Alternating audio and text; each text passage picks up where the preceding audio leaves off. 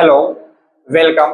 आज हम पढ़ेंगे क्लास 10 गणित सीजी बोर्ड का, जिसमें आज हम आपके प्रश्नोत्तरी 2 जो कि आपका अध्याय 1 बहुपद से लिया गया है, इसका हम आज अध्ययन करेंगे और सारे प्रश्नों का जो मेन प्रश्न है उसका हम सॉल्यूशन देखेंगे। क्लास स्टार्ट करने से पहले हम माँ सरस्वती की वंदना कर लेते हैं, तत्पश्चात हम क्लास आरंभ करेंगे। तो आप सभी अपने अपने जगह पे हाथ जोड़ लीजिए और प्रार्थना।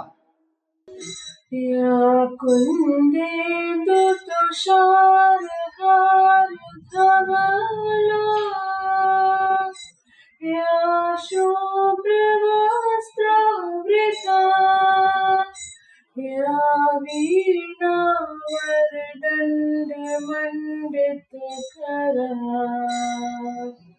या श्वेतपद्मासना या ब्रह्माच्युत शङ्करा प्रभृतिभिः देवैः सदा वन्दिता सा मां पातु सरस्वती भगवती निःशेषराध्यापः। गुरुर्ब्रह्मा गुरुर्विष्णु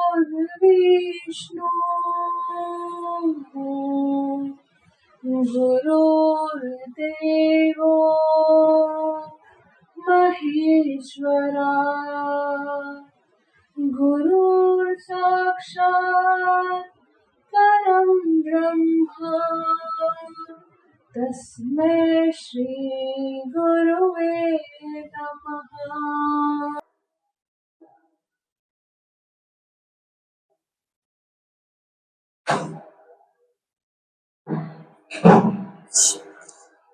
प्रश्नोत्तरी 2, जिसमें आपका पहला क्वेश्चन है, यदि px बराबर 1 से घात 3 धन 3x से घात 2 माइनस 5x धन 8 को निम्नलिखित से भाग करें तो शेषफल प्रमेय की मदद से शेषफल ज्ञात कीजिए। इसमें क्या किया गया है, एक आपका भाज्य दे दिया गया है, ठीक है ना, और उसके लिए 5 अलग अलग आपका भाजक दिया हुआ है और बोल रहा है इन सभी भाजक से उस भाज्य को भाग करिए। और भाग करिए मतलब भाग नहीं करना, इसमें सीधा शेषफल प्रमेय की सहायता से शेषफल ज्ञात करना है। तो इसमें चलिए इसमें एक चीज आप ध्यान रखेंगे, इसमें भाज्य जो है एक दिया है, भाजक आपका अलग अलग है, 5 अलग अलग भाजक दिया है, तो सभी के लिए भाज्य एक ही रहेगा और भाजक जो है अलग अलग रहेगा। चलिए बारी बारी से देखते हैं प्रश्नों को। तो जैसे कि मैंने पहले से लिख लिया हुआ है, प्रश्नोत्तरी 2 का आपका पहला प्रश्न है, जिसमें का भाज्य जो है 1 से घात 3 धन 3 से घात 2 माइनस 5x धन 8, जिसमें पहला जो आपका भाज्य है भाजक जो है gx बराबर 1 से धन 5 दिया हुआ है। अब अपन को क्या करना है, शेषफल प्रमेय की सहायता से शेषफल निकालना है, ठीक है ना। तो चलिए कैसे निकालते हैं, तो यहाँ पर लिखेंगे हम शेषफल प्रमेय से, ठीक है, शेषफल प्रमेय से।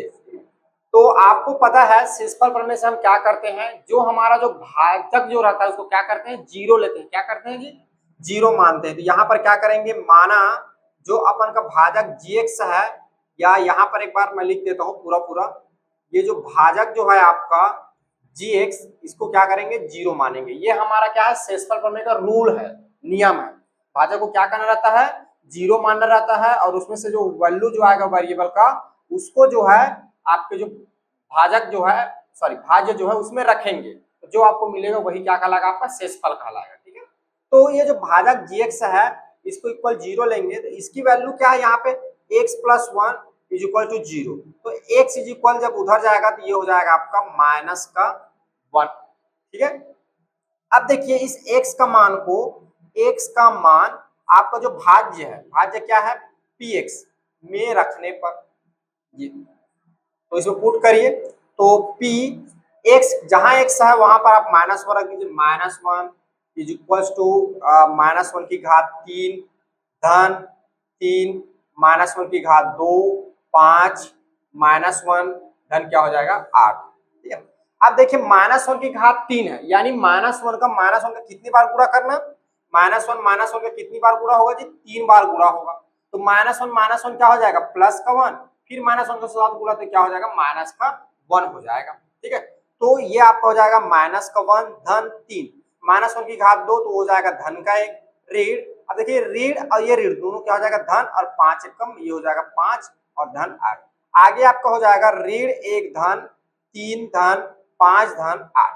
कभी भी आपको माइनस और प्लस दोनों चिन्ह एक साथ मिले तो आप एक बार धन वाले चिन्ह को एक बार सॉल्व कर लीजिए और ऋण वाले चिन्ह को एक बार सॉल्व कर लीजिए, फिर दोनों को एक साथ फिर सॉल्व करिए, इससे क्या होगी, गलती कम होगी। ठीक है, तो देखिए ऋण एक ही बार है तो सीधा एक बार कर लीजिए, धन 3 धन 5 जुड़ेगा 8 हो जाएगा, और धन 8 कितना हो जाएगा 16, तो ये जाएगा धन 16, और ऋण 1 धन 16, एक ऋण 1 धन तो क्या होगा, घटेगा, और चिन्ह कौन सा लगेगा, बड़ी संख्या का, तो 16 में 1 जाएगा तो कितना हो जाएगा 15, और प्लस 16 क्या है, प्लस वाली संख्या है जो कि बड़ी है, तो यहाँ पर P-1 15 आ जाएगा, और यही क्या है आपका शेष फल है। ठीक है, ये तो ये वाला का आंसर जो होगा इस तरह से आएगा। देखिए इसमें जो दूसरा भाजक दिया है gx, ये आपका दिया है 2x माइनस का 5। ठीक है, तो यहाँ पर हम बता देंगे कि हम क्या कर रहे हैं, शेषफल प्रमेय से सॉल्व कर रहे हैं। तो शेषफल प्रमेय से माना जो आपका भाजक जो है उसको क्या करेंगे, आप 0 लेंगे, भाजक gx बराबर 0, तो gx की वैल्यू है आपका 2x माइनस 1 बराबर क्या हो जाएगा 0। अब यहां से x का मान निकालना, तो 2x पहले क्या करेंगे, ऋण उधर जाएगा, ऋण 1 तो क्या हो जाएगा इधर धन 1, और x बराबर आपका हो जाएगा 1/2।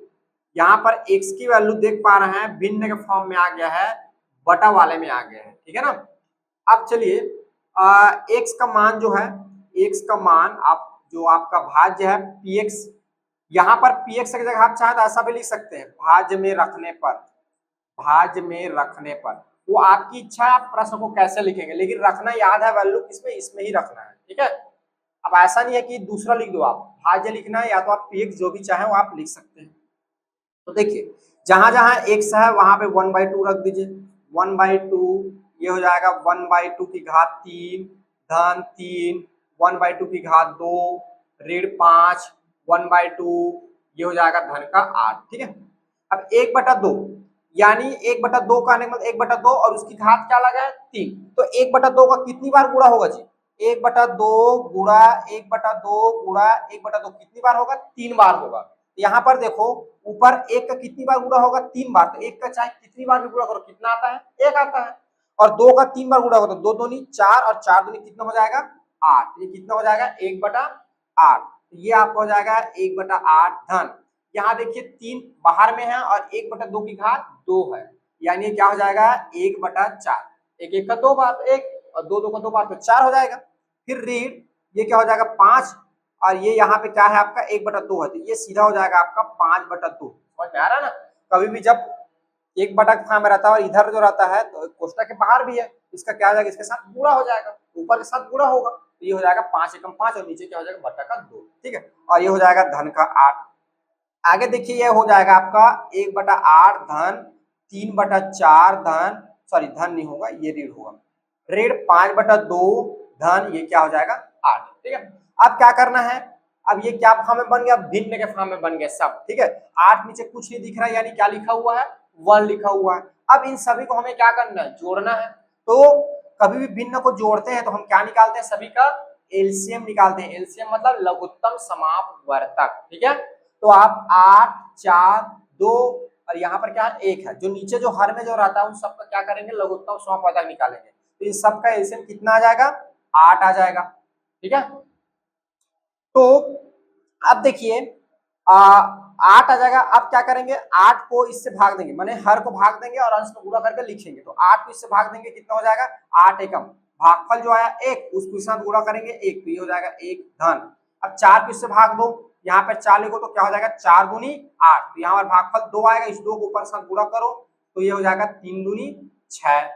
फिर ऋण, अब ऋण चिन्ह को ऋण चिन्ह रखेंगे, चिन्ह में कोई परिवर्तन नहीं करना था, 2 को इससे भाग देंगे कितनी बार में जाएगा 4 बार में, भागफल आएगा 4 और इसके साथ गुणा होगा तो ये कितना हो जाएगा 4 पंछी ये आपको हो जाएगा 20। ठीक है, और धन नीचे में क्या है, 1 है। अब इस 1 को यहाँ पे भाग देंगे तो कितनी बार में जाएगा, 8 बार में जाएगा ये, तभी तो ये कट होगा। तो इस 8 का मल्टीप्लाई इसके साथ होगा तो ये हो जाएगा 8 अट्ठे आपका कितना हो जाएगा, 64। ठीक है, मैं इधर को निकाल देता हूँ आपको सीखना। 8 अट्ठे ये आपका हो जाएगा 64, 64। ठीक है, आया समझ में? ठीक है, तो आगे बढ़ते हैं हम। 8 अट्ठे आपका 64 हो गया। अब देखिए, अब ऊपर को जो धन चिन्ह वाला उसको जोड़ दीजिए और ऋण चिन्ह को साथ तो धन वाला को जोड़ेंगे। देखो 64 में 6 जोड़े कितना हो जाएगा, 70, और 70 एक कितना हो जाएगा, 71, और ऋण आपका हो जाएगा 20, और 71 बटा आपका हो जाएगा 8। ठीक है, तो 71 में जब 20 घटाएंगे तो कितना आ जाएगा, 51। 51 बटा हो जाएगा 8, किसकी वैल्यू, P 1/2 की वैल्यू हो जाएगा 51 बटा 8, और ये आपका है शेषफल। क्या है, शेषफल।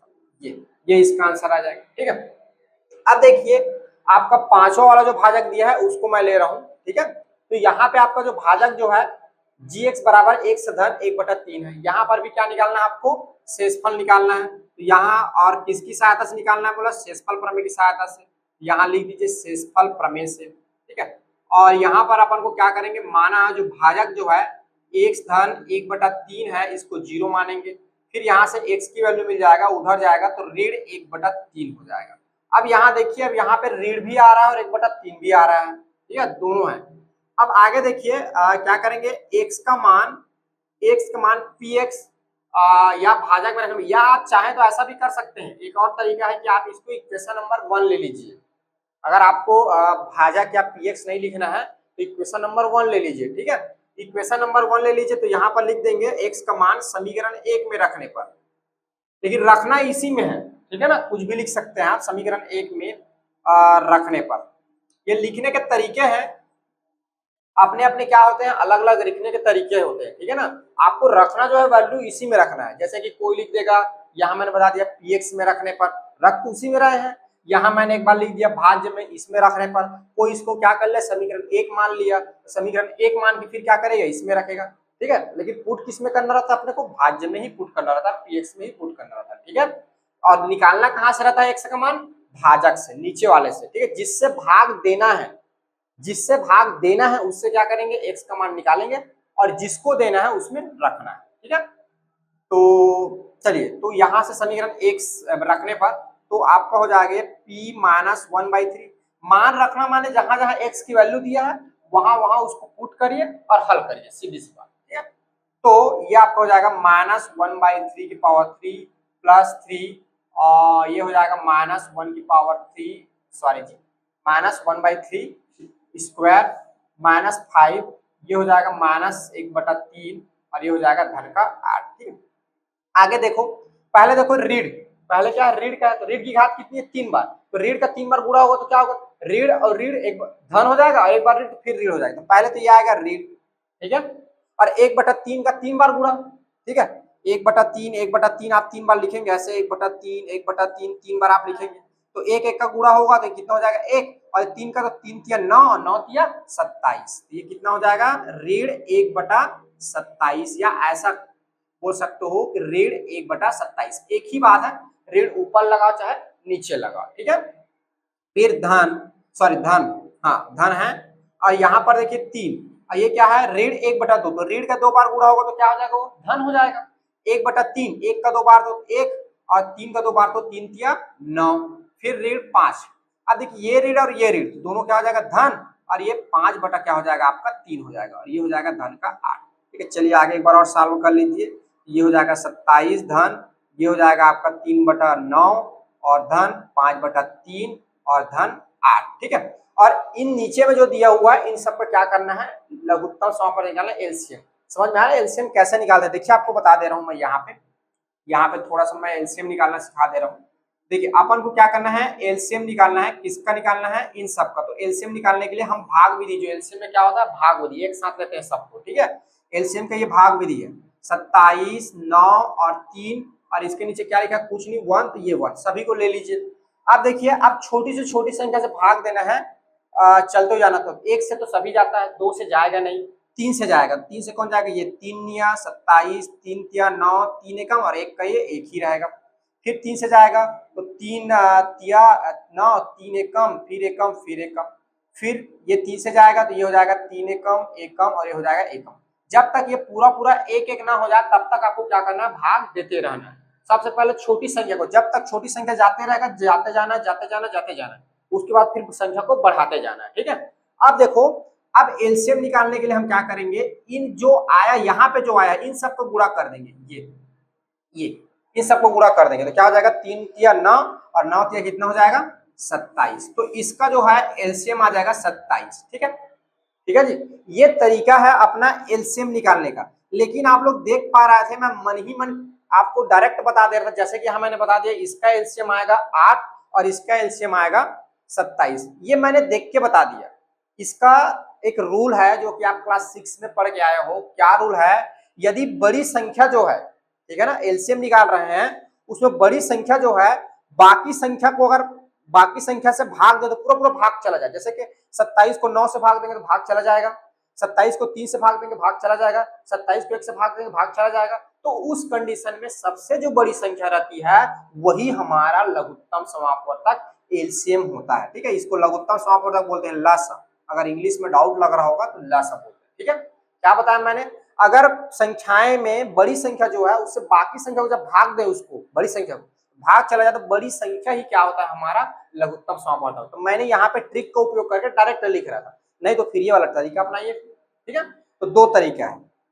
तो इसका एलसीएम आ गया 27। अब जोड़ते कैसे हैं, देखिए, आप भिन्न का जोड़ नहीं भी जानते हैं तो यहाँ से आप डायरेक्ट सीख सकते हैं। देखिए, आपको कुछ नहीं करना है, पहले एलसीएम निकालना है। एलसीएम निकालने के बाद नीचे जो लिखा है, ऊपर को हम लोग क्या बोलते हैं, अंश, और नीचे को हम लोग बोलते हैं हर। ठीक है, तो आपको जो नीचे जो संख्या क्या है, नीचे हर है, उस हर को इससे भाग देना, मतलब यहाँ पे भाग देना, इसको भाजक बना के भाग देना। तो भाग देंगे तो कितनी बार में जाएगा, एक बार में। जो यहाँ पे आएगा उसका ऊपर के साथ गुणा करेंगे तो एक का गुणा एक के साथ होगा, कितना आ गया, एक। जो आया उसी को यहाँ पे लिख दो, फिर धन। जब 9 को भाग देंगे तो कितना आएगा, 9 तिया 27, कितनी बार में जाएगा, 3 बार में।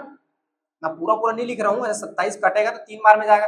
इस 3 का गुणा इस ऊपर के 3 के साथ करेंगे तो कितना हो जाएगा, 3 तिया 9। अब यहाँ पे कौन सा चिन्ह है, धन, तो लगा दीजिए धन का चिन्ह।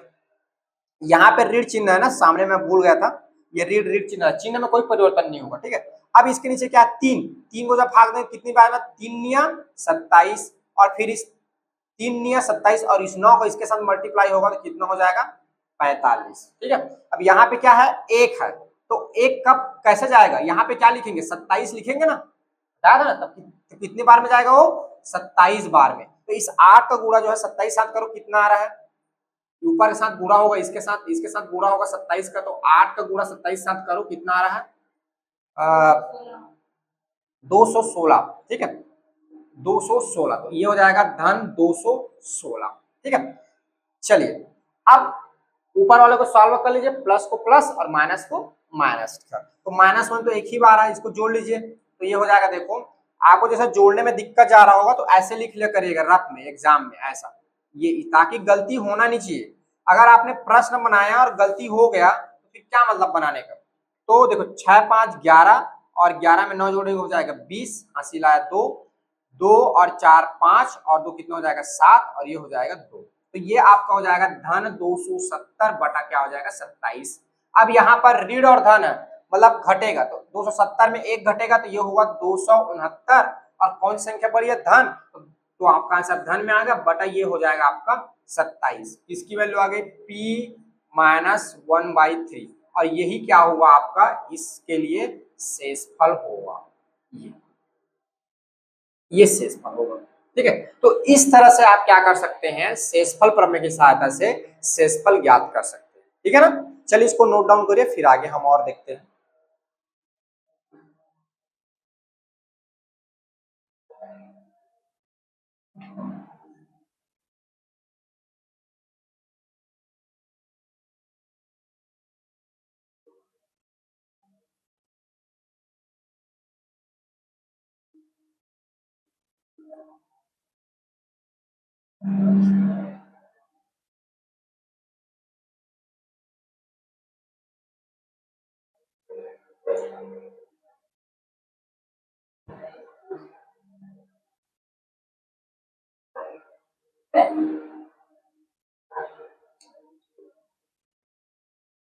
देखिए प्रश्न 2 इसमें बोल रहा है निम्नलिखित में जांचिए कि क्या gx px का एक गुणनखंड है।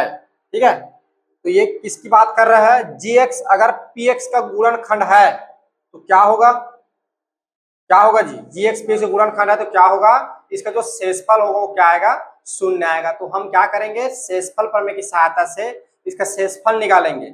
अगर शेषफल शून्य आया मतलब गुणनखंड है, और नहीं आया मतलब गुणनखंड नहीं है। ठीक है ना? तो चलिए बारी बारी से देखते हैं। सबसे पहले मैं क्या करता हूँ, प्रश्न को लिख लेता हूँ। ठीक है, तो आपका जो है क्वेश्चन नंबर 2 का पहला जो है पहला है ना, पहला को देख रहे हैं, दिया गया है। इसमें 5 क्वेश्चन दिया गया है। पहले आपको क्या दिया गया है? आपको भाज्य जो है px ये आपको दे दिया गया है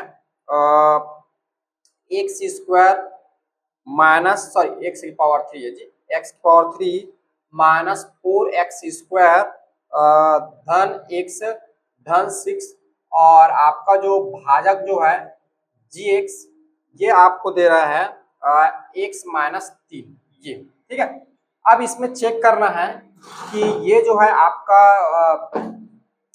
gx जो है px का गुणनखंड है कि नहीं। ठीक है, तो हम क्या करेंगे? शेषफल निकालेंगे सीधी सी।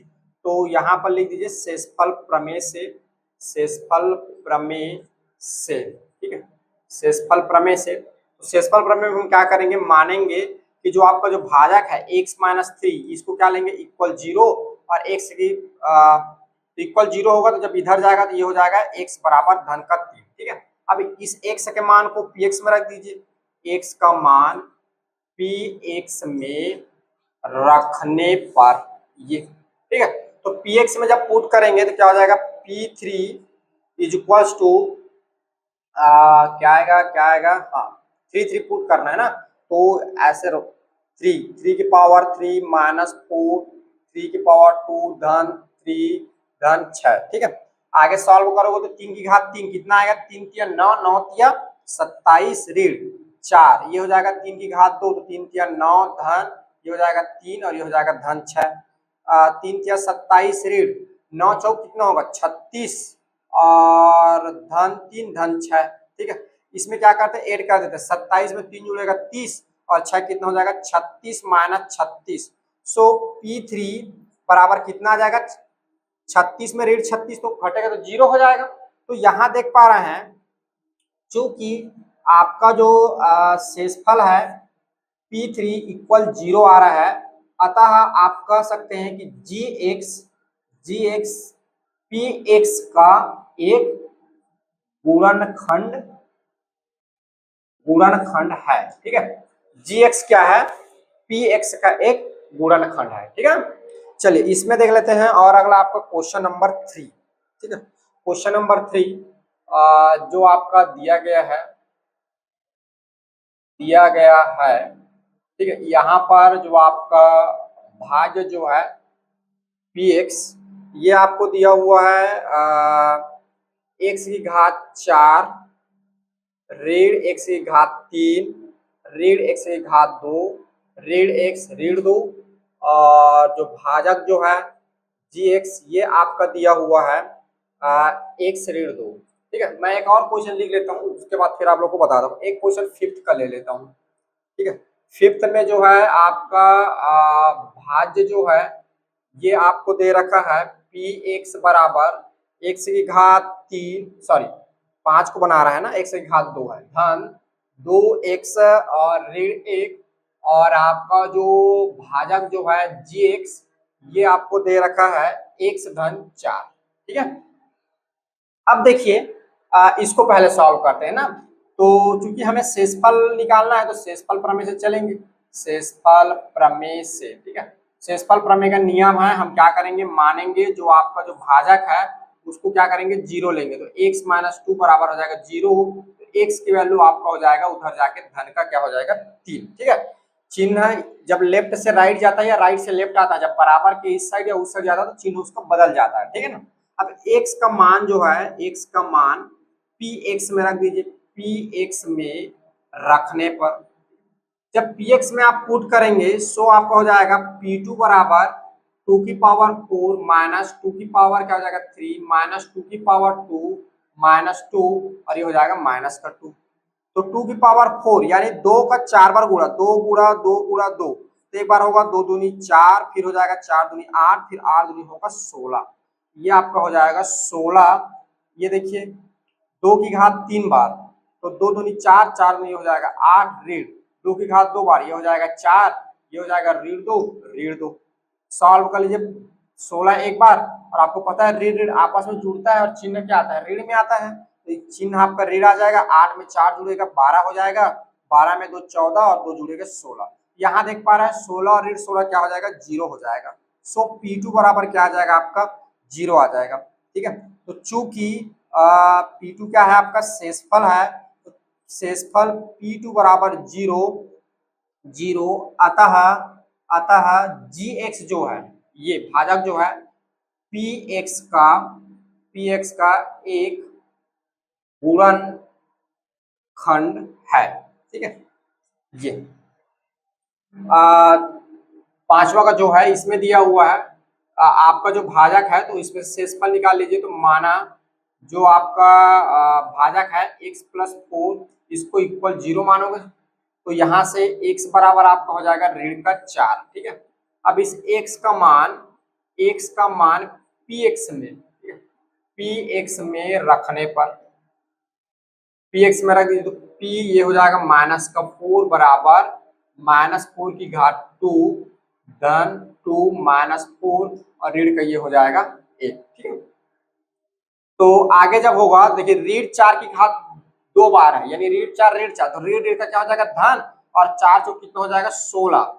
यहाँ पर देखिए एक धन एक ऋण, तो ये हो जाएगा ऋण, और 4 दूनी कितना हो जाएगा 8 और ये हो जाएगा ऋण का 1। तो आगे हो जाएगा 16 और ये ऋण जुड़ेगा तो ये हो जाएगा ऋण 9, 16 में ऋण 9। ठीक है, 16 में जब ऋण 9 मतलब 9 जाएगा, 16 में 9 जाएगा तो कितना आएगा अपना आंसर, 9 खत्म हो जाएगा तो ये बच जाएगा 7। तो यहाँ पर देख पा रहे हैं p माइनस 4 बराबर क्या मिल रहा है, 7 मिल रहा है। ठीक है, तो यहाँ पर आप बोल सकते हैं चूंकि चूंकि शेषफल p माइनस 4 बराबर क्या है, कितना आ रहा है जी 7 आ रहा है, जो कि क्या है p माइनस 4 जो है बराबर नहीं है किसका, जीरो का। ठीक है, यहाँ पे शेषफल क्या है, जीरो के बराबर नहीं है। ठीक है, तो हमने पढ़ा है गुणनखंड प्रमेय से कि GX PX का गुणनखंड तभी होगा तो उसका शेषफल क्या होगा, जीरो होगा। यहाँ पे शेषफल जीरो नहीं मिल रहा है, अतः क्या हो जाएगा, GX PX का एक गुणनखंड नहीं है या नहीं होगा, नहीं है। ठीक है, GX PX का गुणनखंड नहीं है। ठीक है, तो इस तरह से अगर आपसे भाज्य और भाजक दे दे रहे हैं और आपसे पूछे कि चेक करिए क्या भाजक भाज्य का गुणनखंड है, तो आप क्या करेंगे, शेषफल प्रमेय की सहायता से उसका शेषफल निकालेंगे। अगर शेषफल जीरो आया मतलब गुणनखंड है, शेषफल जीरो नहीं आया मतलब गुणनखंड नहीं है। ठीक है, चलिए इसको नोट डाउन करिए फिर आगे देखते हैं हम।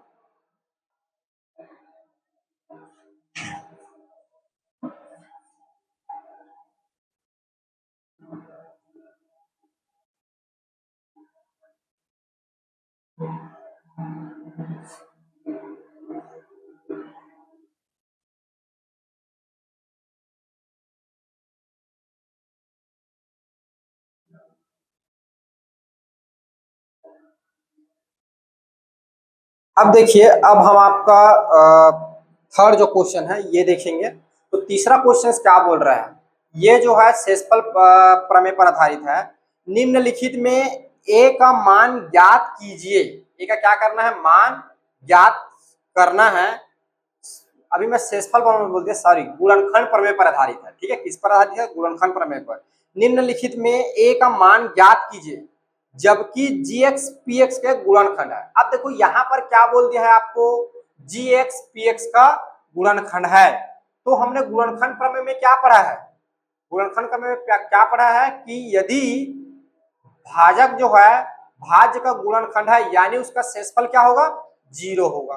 तो इसमें आपको बोल दिया है शेषफल क्या है, जीरो है। तो शेषफल जीरो है तो आप a का मान ज्ञात कीजिए। तो इस तरह करते हुए आपको 5 प्रश्न दिए हुए हैं। तो देखिए क्वेश्चन नंबर जो 3 है उसमें का पहला जो है पहला को मैं बताता हूँ। पहला दिया गया है, आप इस तरह से बताएंगे ना कि कौन भाज्य है कौन भाजक है, ठीक है, तब तो चेकर को पता चलेगा कि आपको भी भाजक पहचानना आता है। ठीक है, तो ये आपका हो जाएगा एक्स स्क्वायर धन ए एक्स धन का 2, और आपका यहाँ पे जो है भाजक जो है जी एक्स बराबर ये आपको दिया है एक्स धन 1। ठीक है, चलिए इसको सॉल्व करते हैं। अब यहाँ पे आपको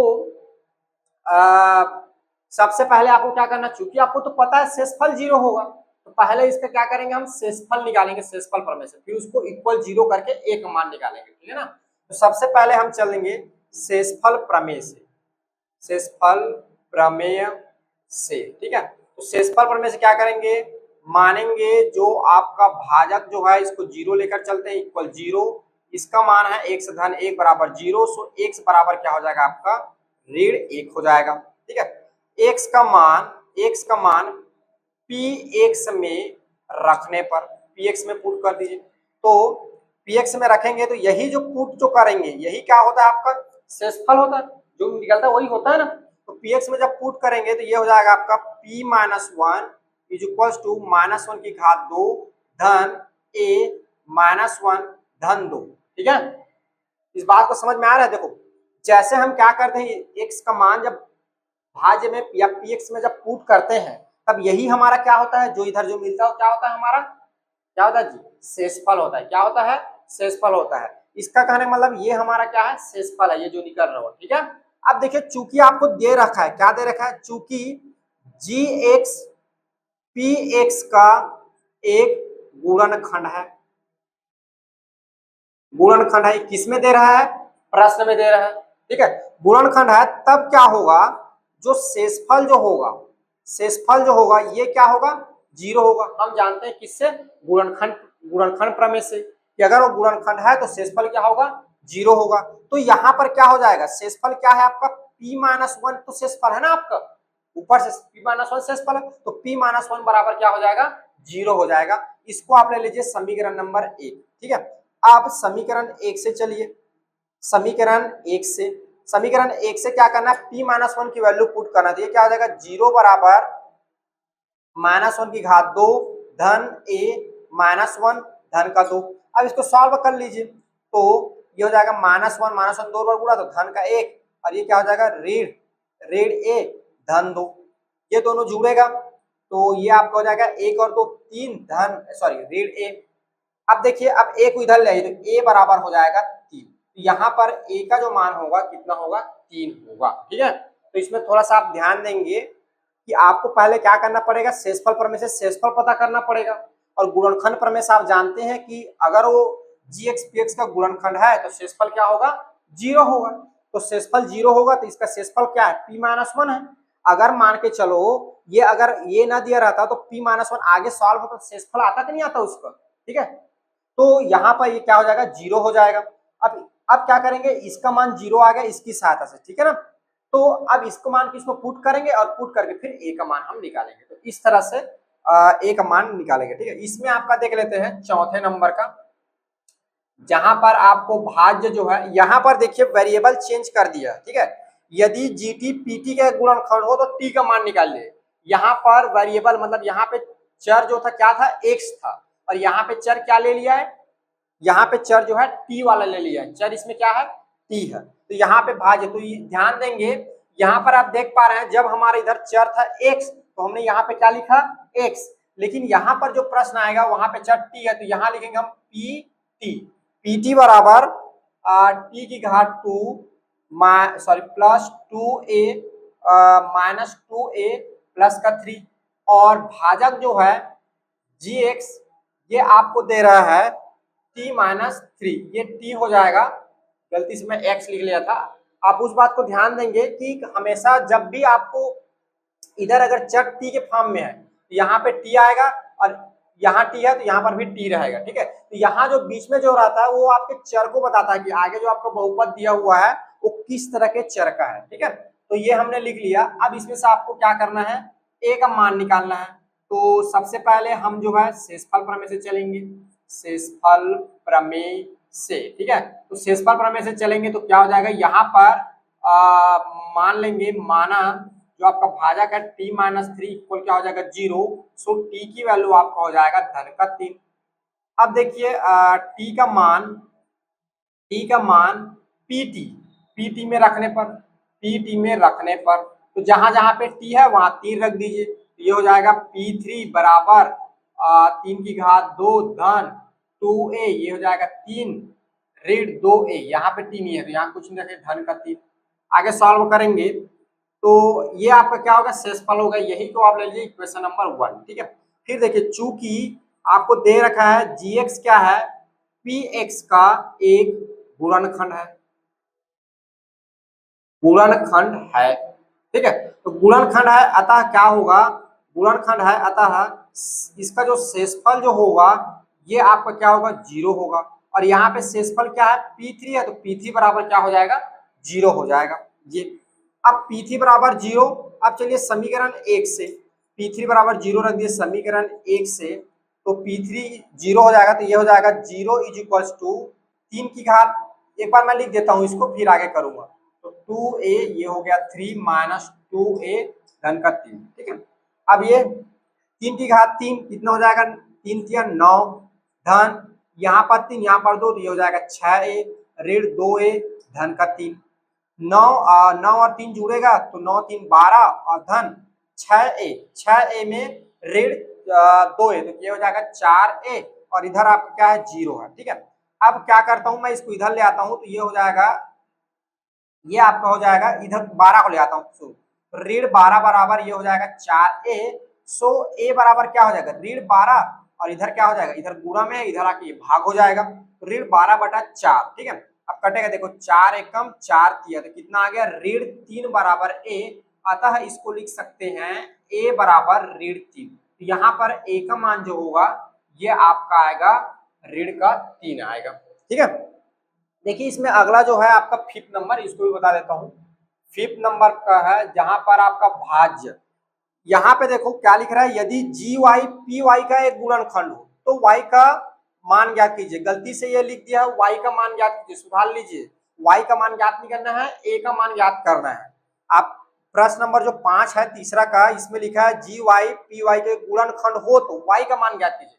y तो चर है ना, चर का मान यहाँ ज्ञात नहीं होगा, a का मान ज्ञात करना, तो उस y को a कर लीजिए। गलती से प्रिंटिंग मिस्टेक है मेरे बुक में, पता नहीं आपके बुक में है कि नहीं, अगर होगा तो सुधार लीजिए क्योंकि मेरा जो है ओल्ड वर्जन का बुक है। ठीक है, चलिए तो भाज्य जो है ये यहाँ पे देखिए वेरिएबल y हो गया, तो ये हो जाएगा P Y square minus 2y धन का a, और भाजक जो है ये आपका है जी वाई बराबर आपको दे रखा है y प्लस 5। अब आपको क्या करना है, इसका जो है a का मान निकालना है, ये a का मान यहाँ पे आपको निकालना है। ठीक है, तो यहाँ पे सबसे पहले हम क्या करेंगे, शेषफल निकालने के लिए मानेंगे y प्लस 5 बराबर 0, और तो y बराबर क्या हो जाएगा ऋण 5। अब इस y का मान को इसमें रख दीजिए, y का मान समीकरण मत लिखिए, py लिख दीजिए, py में रखने पर ये, तो ये हो जाएगा p ऋण 5 हो जाएगा जी, ऋण 5 बराबर ये हो जाएगा आपका आगे क्या हो जाएगा y, तो ऋण 5 की घात 2 ऋण 5, और ये हो जाएगा धन 1। ठीक है, ये हो गया, इसको ले लीजिए समीकरण नंबर 1। ठीक है, चूंकि आप चाहें तो चूंकि डायरेक्ट आप ऐसा लिख सकते हैं, चूंकि gx px का एक गुणनखंड है। ठीक है, ये आपको प्रश्न में ही दे दिया है, गुणनखंड है। ठीक है, गुणनखंड है अतः क्या होगा, शेषफल जो होगा ये आपको यहाँ पे 0 मिलेगा, शेषफल 0। तो यहाँ पर शेषफल क्या है, यहाँ पर जो है आपका शेषफल जो है p माइनस 5 की जो वैल्यू है ये आपका क्या हो जाएगा 0 हो जाएगा। अब समीकरण 1 से चलिए, समीकरण 1 से p माइनस 5 की वैल्यू क्या होगा 0 हो गया। अब यहाँ पे माइनस 5 की घात क्या है 2 ऋण 5 धन का 1, तो आगे देखो ऋण 5 की घात 2, ऋण 5 2 बार गुणा तो ऋण धन हो जाएगा, और 5 का 2 बार गुणा होता है तो होता है 25, ऋण क्या हो जाएगा धन, और 5 दूनी हो जाएगा 10 और धन का 1, तब ये आपका आ जाएगा 25 में 10 जाएगा 15, ऋण ए को इधर लेके आऊंगा तो ये हो जाएगा धन का ए बराबर ये आपका हो जाएगा 15। इस तरह से ए का मान जो होगा यहाँ पे मिल जाएगा आपका 15 मिल जाएगा। ठीक है, तो इस तरह से आपका कोई भी भाज्य और भाजक दिया रहता है जिसमें आपको बोल दिया रहता है कि जो आपका भाजक जो है भाज्य के गुणनखंड है तो उसका जो अननोन एक जो वैल्यू रहेगा उस वैल्यू को आप फाइंड करिए। तो आप क्या करेंगे, इस तरह से फाइंड करेंगे। यहाँ आपको दो कार्य करना रहता है, पहले आपको शेषफल प्रमेय की सहायता से शेषफल पता करना रहता है, उसके बाद आपको जो कंडीशन दिया है कंडीशन के आधार पर शेषफल क्या हो जाएगा आपका 0 हो जाएगा। जैसे ही उस वैल्यू को पुट करेंगे आप सॉल्व करेंगे, आपको जो अननोन जो वैल्यू रहेगा उसका आपको क्या मिल जाएगा, मान मिल जाएगा। तो इस तरह से हम जो है इसमें जो प्रश्नों को सॉल्व करते हैं। ठीक है, इसको चलिए नोट डाउन करिए, फिर नेक्स्ट जो क्वेश्चन है उसको हम देखते हैं।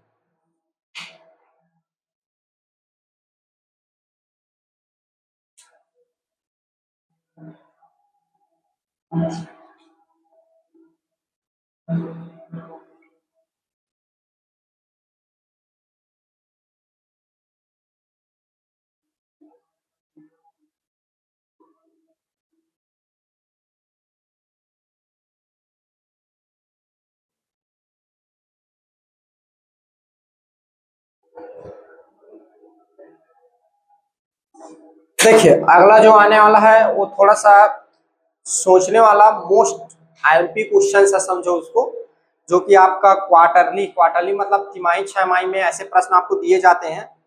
देखिए पहले हम प्रश्न को समझते हैं कि बोल क्या रहा है, उसके बाद हम आंसर जानने का कोशिश करेंगे। ठीक है, तो सबसे पहले आप देखिए, पहले प्रश्न को आराम से पढ़िए बोल क्या रहा है।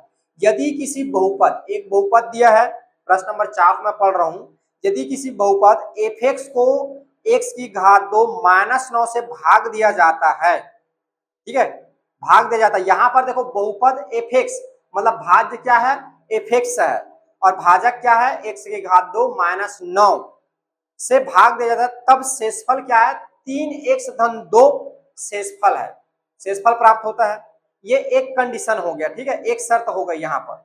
अगला जो शर्त है आपका, जब इसी बहुपद को x - 3 से भाग दिया जाता है तो शेषफल क्या होगा।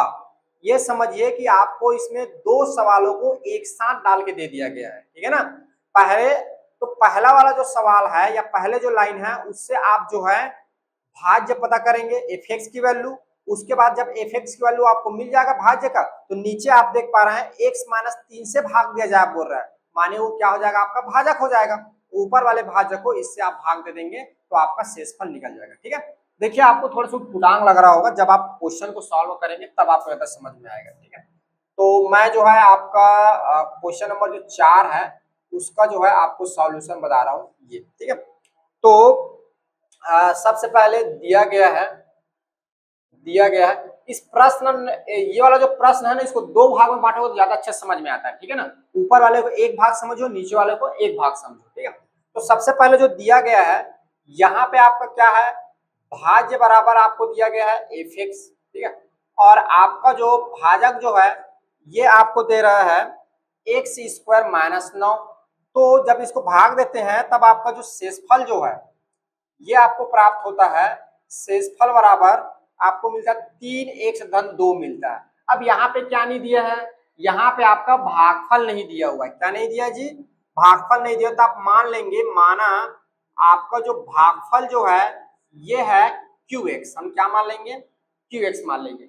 ये पहला भाग है, समझिए इतने भाग को एक बार सॉल्व करते हैं, पहले लाइन में जो लिखा है पूर्ण विराम उसको, फिर आगे जो नेक्स्ट दिया है उस पर फिर हम काम करेंगे। ठीक है, अब देखिए हम जानते हैं कि इन चारों में आप रिलेशन पढ़ के आए हैं। हम जानते हैं कि क्या जानते हो आप, कि भाज्य बराबर क्या होता है, भाजक गुणा भागफल धन क्या होता है, शेषफल। ये अब इसमें मान रख दीजिए, आपका भाज्य क्या दिया हुआ है, आपका भाज्य क्या दिया हुआ है जी, भाज्य क्या दिया हुआ है, भाज्य आपका दिया हुआ है f(x), तो ये हो जाएगा f(x) और आपका भाजक क्या दिया हुआ है, ये दिया हुआ है x की घात 2 ऋण 9। ठीक है, ये इसके ऐसे ब्रैकेट कर लेता हूं, फिर गुणा आपका भागफल क्या दिया हुआ है, भागफल को हमने माना है कि क्या है, qx है धन, शेषफल जो है ये आपको दे रहा है 3x धन का 2। अब देखिए यहाँ पर आपको एक एफ एक्स का वैल्यू मिल गया, क्या मिल गया जी, यहाँ पे आपको एफ एक्स का वैल्यू मिल गया, एक आपको भाज्य मिल गया, एक आपको क्या मिल गया, भाज्य मिल गया यहाँ पर, ठीक है। अब आगे प्रश्न क्या लिख रहा है, जब इसी बहुपद को, बहुपद कौन सा रहेगा, इसी मतलब एफ एक्स, इसी बहुपद मतलब एफ एक्स, एफ एक्स क्या हो गया, भाज्य, जब इसी बहुपद को x माइनस 3 से भाग दिया जाता है तो शेषफल बताइए।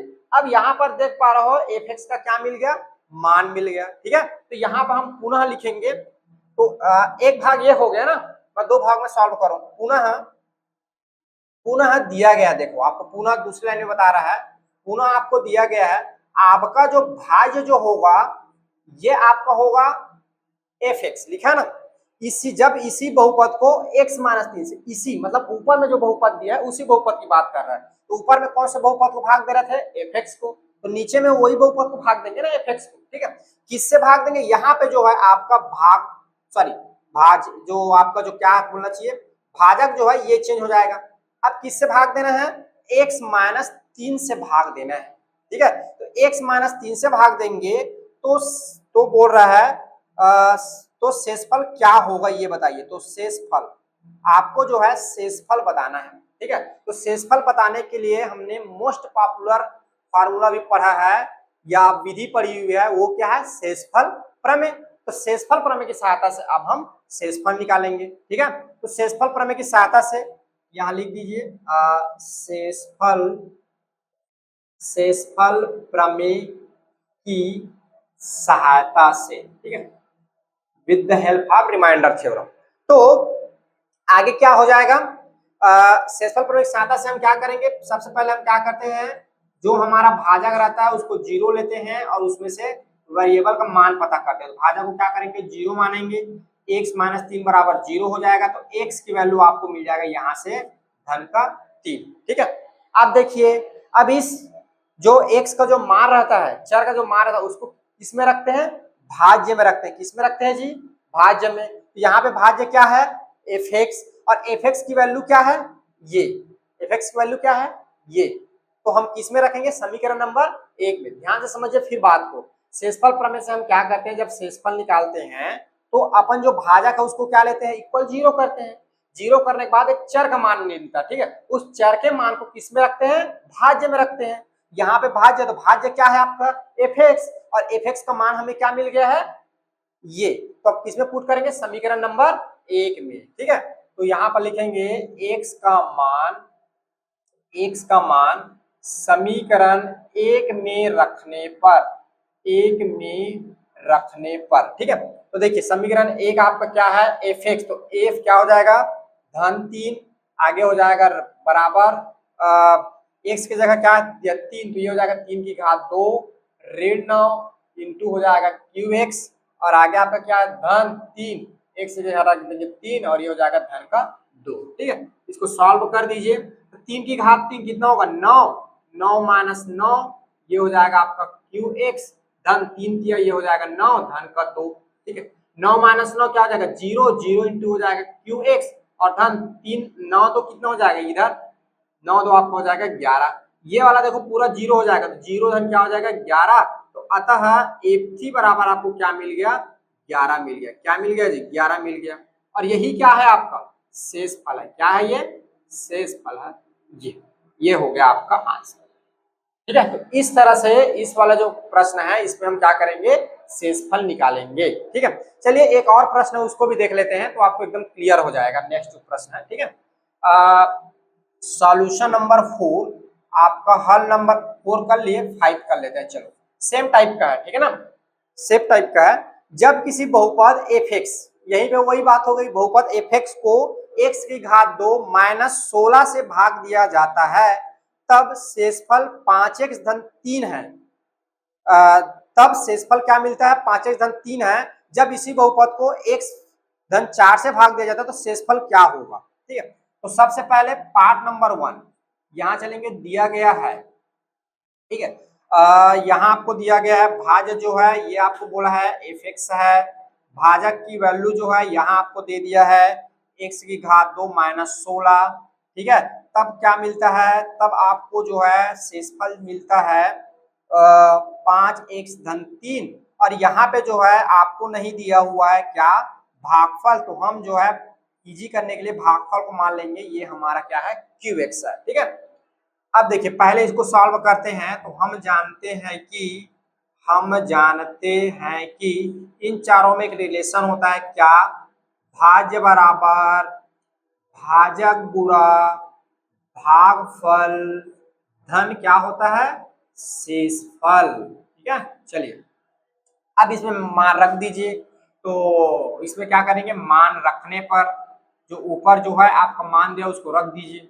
तो भाज्य बराबर क्या है fx, और भाजक जो है ये दिया है x की घात 2 -16, और भागफल जो है qx है धन, शेषफल जो है 5x-3।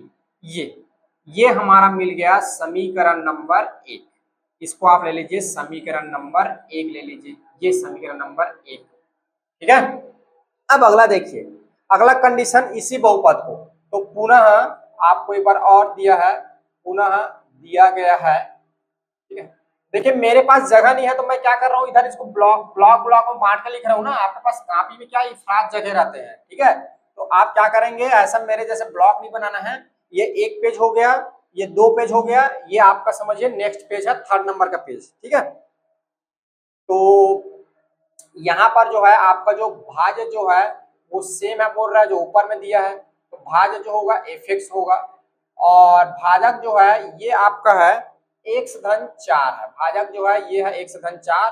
तो आपको बोल रहा है शेषफल ज्ञात कीजिए, और हम जानते हैं शेषफल जो है हम कैसे निकालते हैं, शेषफल प्रमेय की सहायता से। तो यहाँ पर भी शेषफल प्रमेय से हल करेंगे हम, शेषफल प्रमेय से। ठीक है, तो शेषफल प्रमेय से हम क्या करेंगे, जो हमारा भाजक दिया तो उसको 0 लेते थे, x-4 बराबर ये हो जाएगा आपका 0।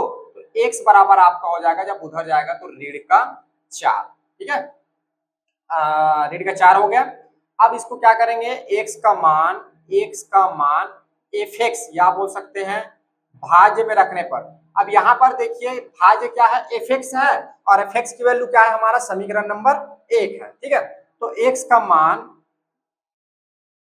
x का जो मान है समीकरण 1 में रखने पर, ये 1 में रख दीजिए। तो ये आपका दिया है fx, तो f माइनस का 4 बराबर ये हो जाएगा -4 की घात 2, और ये हो जाएगा ऋण 16 इंटू क्या हो जाएगा qx धन क्या है 5, 1 की घात ऋण 4, और ये हो जाएगा धन का 3। तो f -4 बराबर आपका हो जाएगा, देखो ऋण 4 ऋण की 2 बार गुणा धन, और 4 का 2 बार गुणा, तो 16 माइनस क्या हो जाएगा 16 इंटू ये हो जाएगा qx।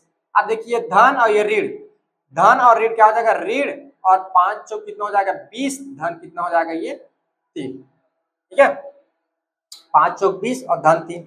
आगे ये क्या देखिए 16 माइनस 16 ये हो जाएगा 0 इंटू क्या हो जाएगा qx। अब देखो ऋण 20 ऋण 3, तो आंसर किसमें आएगा ऋण, और 20 में 3 जाएगा तो कितना हो जाएगा 17। ठीक है, कितना हो जाएगा 17।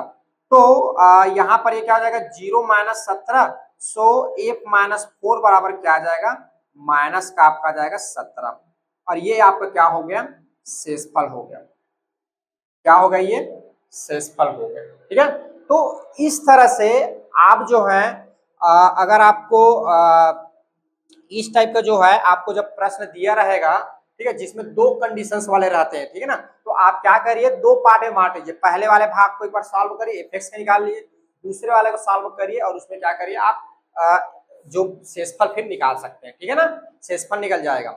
तो ये वाला जो प्रश्न है ये जो है इस तरह से सॉल्व होगा, और एग्जाम में अभी हाफ ईयरली क्वार्टरली में मोस्ट एमपी है। बोर्ड परीक्षा में ऐसे खाली बड़ा प्रश्न तो पूछे नहीं जाते हैं, लेकिन हाफ ईयरली और क्वार्टरली जो तिमाही 6 माही बोलते हैं ना, उसमें अधिकतर ये प्रश्न आते हैं। ठीक है ना, हाँ एक चीज मैं आपको और बताना चाहूंगा, इसी से रिलेटेड एक आपका सोचो एवं चर्चा करो दिया हुआ है। ठीक है, जो कि है आपका पेज नंबर 12। ठीक है, सोचो एवं चर्चा करो दिया है पेज नंबर 12। हालांकि ये जो प्रश्न जो है आपके उदाहरण नंबर 11 पे जो है ना उससे रिलेट करके दिया हुआ है। देखिए आप लोग खोलिए पेज नंबर 12, सोचो एवं चर्चा करें। इसमें पहला जो ये जो जितने बातें लिखी हुई है ना, ये एक्चुअल में उदाहरण नंबर 11 के लिए लिखा हुआ है, ठीक है ना। लेकिन मैं आपको क्या कर रहा हूँ, जो आपका ये वाला जो प्रश्न है, क्योंकि उदाहरण नंबर 11 और ये वाला प्रश्न दोनों सेम है, नंबरें बस अलग अलग है, ठीक है। तो उसी को मैं यहाँ पे आपको एक्सप्लेन कर दे रहा हूँ। उदाहरण तो मैं पढ़ाया नहीं तो एक्सप्लेन नहीं कर पाऊँ उस टाइम का। तो देखिए, उपरोक्त उदाहरण में दूसरे भाजक x-2 के स्थान पर x-2 होने पर भी क्या शेषफल ज्ञात किया जा सकता है? यदि यहाँ तो शेषफल ज्ञात कीजिए, एक बात। दूसरा, उपरोक्त उदाहरण में दोनों भाजक में कोई खास संबंध दिखाई पड़ता है, साथियों की मदद से उस संबंध को पता करें। यदि दोनों भाजकों में कोई संबंध न हो तो भी क्या शेषफल ज्ञात किया जा सकता है? एक उदाहरण देकर परिणाम जानने की कोशिश करें, ठीक है। पहले मैं थोड़ा सा साइड हो रहा हूं, आप लोग पहले इसको नोट डाउन करो, फिर मैं आगे आपको बताता हूं। अब देखिए वो प्रश्न आपको क्या बोल रहा है। जो वो प्रश्न जो है आपको बोल रहा है कि यहां पर जैसे कि आप देख पा रहे हो, यहां पर हमारा भाजक, इसकी बात कर रहा है, मैं दूसरा कलर पेन यूज कर रहा हूं। ये जो है यहाँ पे हमारा भाजक क्या दिया हुआ है? x-3 दिया हुआ है। क्या दिया हुआ है? x-3। तो इसको बोल रहा है अगर मैं इसको x-3 कर दूं तो क्या हमारा उत्तर वही आएगा? क्या हम शेषफल ज्ञात कर सकते हैं? ये पूछ रहा है। तो आपका आंसर है सही, यस। क्यों? क्योंकि देखिए इसको क्या हो जाएगा, ये जब उधर जाएगा तो x क्या हो जाएगा? -1 हो जाएगा x की वैल्यू। इसको जब सॉल्व करूंगा 0 लेके तो यहाँ पर x का मान क्या हो जाएगा? -3 हो जाएगा। और इसको जो है मैं यहाँ पे पुट करूंगा तो -3 की घात 3, ये धन का 9 होगा और ये वाला टर्म क्या हो जाएगा? 0 हो जाएगा और ये खैर बदल जाएगा इधर, ठीक है। ये बात तो अगर ये माइनस का, अगर ये धन ऋण को धन कर दूं तो आंसर तो हमारा आ जाएगा, ठीक है। तो पहला वाला जो प्रश्न बोल रहा है उसका आंसर है हाँ, हम कर सकते हैं, ठीक है। तो यहाँ पर वहां पर x ऋण 2 की बात हो रही है और x धन 2 की बात हो रही है, लेकिन यहाँ पे मैं क्या कर रहा हूँ, इसमें समझा रहा हूँ आपको। तो x ऋण 3 कर दिया और एक क्या कर दिया? x धन 3। तो यहाँ पर तो ये वाला टर्म क्या हो जाएगा? 0 ही हो जाएगा, होगा ना, क्योंकि ऋण 3 की घात अगर 2 करोगे तो कितना आएगा? धन का 9 ही आएगा और यहाँ पर धन का 9 रखेंगे तो ये क्या हो जाएगा? 9 9 क्या हो जाएगा? 0 हो जाएगा, ठीक है। तो ये हल हो जाएगा। अब बोल रहा है अगर हम 3 की जगह कुछ दूसरा नंबर रख दे, जैसे कि देखो x धन 5 रख दूं तो क्या शेषफल ज्ञात किया जा सकता है? देखिए इसको समझिए, x की जगह 5 रख दूं तो 0 कर दूंगा तो यहाँ पर x की वैल्यू क्या आ जाएगा? ऋण का 5, ठीक है। अब यहाँ पर ऋण का 5 रखो, तो ऋण का 5 जब रखूंगा तो ऋण का 5 की घात 2 तो कितना हो जाएगा? 25 हो जाएगा। तो 25 माइनस क्या हो जाएगा? 9। 25 माइनस क्या हो जाएगा? 9। और इधर क्या है? qx है। 25 में 9 जाएगा तो ये आपका बचेगा 16। 16 इंटू क्या हो गया? qx हो गया।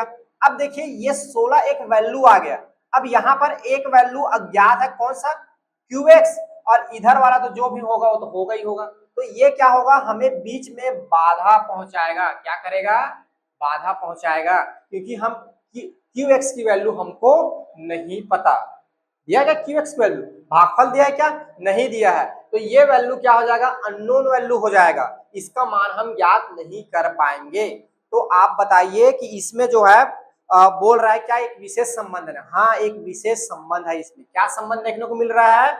आप देख पा रहे हो, जब यहाँ पे x की घात 2 ऋण 9 है, यहाँ पे क्या है? भाजक x की घात 2 ऋण 9 है, तो यहाँ पर इस 9 का अंडर रूट समझो, इस 9 का अंडर रूट समझो, या ऐसा समझो कि इस 3 की घात, यहाँ पर जो 3 लिखा है इसकी घात 2 कितना होगा? 9। कितना होगा जी? 9 होगा। तो इस 3 की घात को यहाँ पर लिखा गया है और इसमें भी देख पा रहे हो यहाँ पे क्या है? 4 है और 4 की घात 2 करो कितना आएगा? 16। यहाँ पे क्या लिखा गया है? 16। एक विशेष रिलेशन है इसमें। अगर ये वाला भाजक अगर 16 है तो ये वाला भाजक क्या रहेगा? 4 रहेगा। अगर मान के चलो ये 25 रहता तो ये वाला क्या रहता? 5 रहता, क्योंकि इसका घात 2 करोगे तभी वो यहाँ पे लिखाएगा। आया समझ में? तो ये रिलेशन आपको देखने को मिलता है, ठीक है। तो इसको सोचो में चर्चा करो। हालांकि एग्जाम में नहीं आता है, लेकिन हम पढ़ किस ले रहे हैं? दिमाग बढ़ाने के लिए, ठीक है। तो अपन इस चीज को समझना है कि इनमें क्या दिया गया है? एक विशेष रिलेशन दिया गया, ठीक है ना। तो इस प्रकार आपका जो प्रश्नावली 2 जो है, मोस्ट जो आईएमपी जो प्रश्न थे, जो कि डिफिकल्ट क्वेश्चन थे, जो कि आपको कंफ्यूज करता, वो मैंने सारे बता दिया। अब जो बच गए हैं कुछ चुनिंदा क्वेश्चंस, वो बिल्कुल इजी क्वेश्चंस हैं, इनको आप पढ़िए तो आपको आसानी से वो क्या हो जाएगा, समझ में आ जाएगा। ठीक है ना। तो हेलो एवरीवन, मेरा नाम है दुहिता साहू और मैं गोपी सर की स्टूडेंट हूँ। उन्होंने मुझे क्लास 9th और 10th में मैथ्स पढ़ाया है। उनके पढ़ाने का तरीका बहुत अच्छा है। वो इजी और सिंपल लैंग्वेज में क्वेश्चंस समझाते हैं, कॉन्सेप्ट क्लियर करते हैं।